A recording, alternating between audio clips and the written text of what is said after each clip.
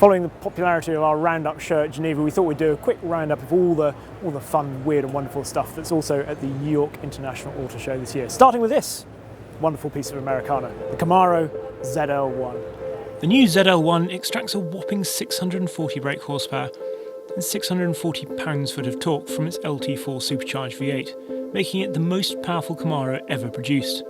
It also weighs 90 kilos less than the previous Zl1, which will only help bolster the as yet unknown acceleration times.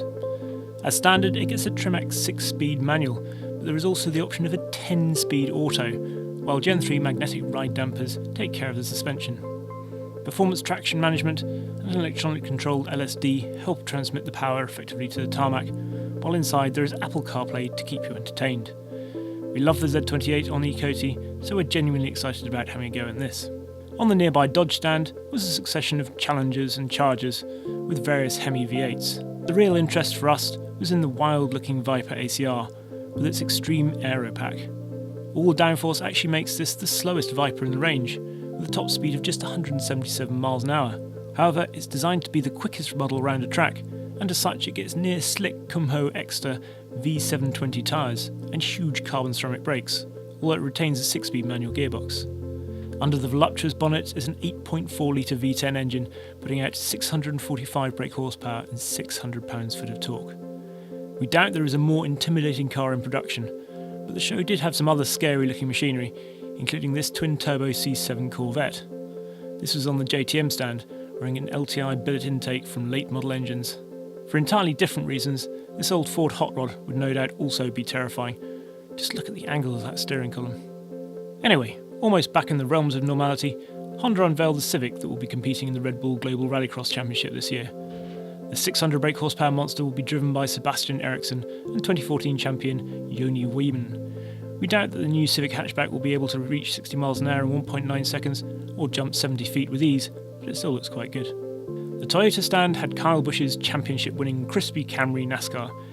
He missed the first 11 races of the year, but still took the title with victory in the final round. I quite like M&M's as a sponsor. The Alpha stand is always invigorated by something historic, and alongside the 4C Spider was this gorgeous 33 Stradale. Just 18 were made at the end of the 1960s, and it was the first production car ever to feature dihedral doors. Just visible through the rear glass is the 2-litre V8, which put out 230 brake horsepower at 8,800 RPM. It could hit 60 miles an hour in 5.5 seconds, and no doubt looks wonderful doing so. On the Acura stand was one of the stars of the show. This is the Nsx Gt3, which has been developed in Japan, tested in Europe, and will race in America.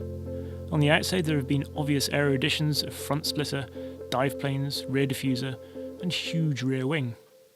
What's perhaps more exciting is the engineering under the skin, which has gone very purist, ditching the electric motors so that it's rear-wheel drive and powered solely by a tuned version of the road car's 3.5 litre twin-turbo V6. It surely bodes well for a Type R version of the road car. Talking of which, we spotted this in the corridor between the two halls. Wrong wheels, but would still love a go in what was Evo's Car of the Year back in 2002. Subaru unveiled a new Impreza in both hatchback and saloon forms. It's 25mm longer in the wheelbase, 41mm longer overall, 38mm wider, and 10mm lower. The only engine announced so far is a 2-litre Boxer with 152 brake horsepower, while the only gearbox they confirmed was a Lineartronic CVT. Yum. The famous symmetrical all-wheel drive system is of course standard, and the sport models will have active torque vectoring as well. Perhaps the most significant upgrade is to the interior, which definitely feels less cluttered, although it's still a little utilitarian compared to its rivals. On the stand next door, the Scion had a sort of graveyard of past concept cars, including this FRS, or GT86 in Toyota speak. The brand is being phased out during 2016, so this was possibly our last chance to see the Slayer concept too. I mean, who doesn't want a Marshall amp trimmed seats, suicide doors, a sword handbrake, a skull for a gear knob, and massive television and speakers in the boot, complete with 2 1/4-inch jacks for a couple of guitars. Similarly striking, just for its sheer size, was the vast Lincoln Navigator concept. Last year Lincoln designed its Continental concept with more than a hint of Bentley in the lines, and they've clearly taken Range Rover as an inspiration for the Navigator. Oh, and they probably had a look at a Tesla Model X before they decided on gull-wing doors too. Much cooler was this Tonkin Toyota 4Runner. As someone that pushed a bright yellow Tonka tipper around a sandpit in his youth, this rather appealed to me.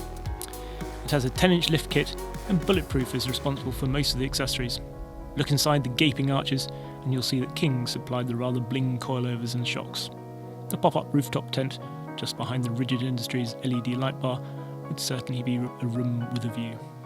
So there we go, and what better place to finish than here on the Ford stand with the Ford GT, which I know we've seen before, but we haven't seen it in yellow with black stripes before, and it's wonderful, it's still wonderful, and it's still one of the cars we're really very much looking forward to driving this year.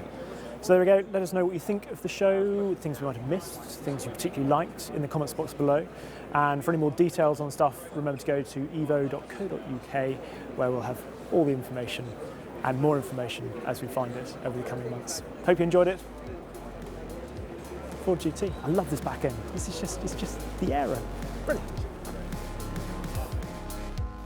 To see the other major unveilings at the New York International Auto Show, click on the links above.